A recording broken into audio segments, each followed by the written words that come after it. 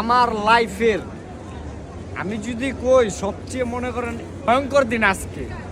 কি লেগা ভয়ঙ্কর দিন হইলো, আমি আমার অত্র জীবনে এমন কিছু ফেস করি না। অত্র জীবনে আমি এই প্রথম মিলানো আসছি। আমি ইতালি আসছি 3 বছর হয়ে গেছে, এই প্রথম আসছি মিলানোতে।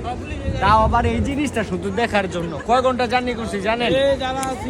8 ঘন্টা 7 ঘন্টা জার্নি করার পর আমি এই জিনিসটা দেখতেছি এই বৃষ্টির মধ্যে। এমনি তো ছুটি দিলে বৃষ্টি বৃষ্টি দিন নষ্ট করে লায়। 7 সমুদ্র পাড়ি দিয়েছি, আজকেও দিনটা আমার নষ্ট করে দিল এই বৃষ্টি। আমার জীবনে কোনো মাইয়া শত্রু নাই, কোনো পোলা শত্রু নাই, শুধু শত্রু হয়েছে এই বৃষ্টি। কথা ওটা না, কত হলে এখন যেটা কম ওটা কইলে আপনার টাস্টি খেয়ে যাবেন গা। ও ভাই নামতে দেরি, 1 সেকেন্ড নামতে পারলাম না। টিকিটও কাটলাম, সবই কাটলাম, আমার মূলটা দিয়ে দিল 5000 টাকা। হইলো এটা। এরপরে এক বাঙালি বাইরে পাইলাম, দুঃখের কথা কইলাম, ভাই টিকিট কাছে কি লেগে আমার মূলটা দিল। ওই আমার 71 এর মূলটা দেয়, আমি কারে দুঃখের কথা। এটা কোনো কথা? আমি নামতে পারলাম না।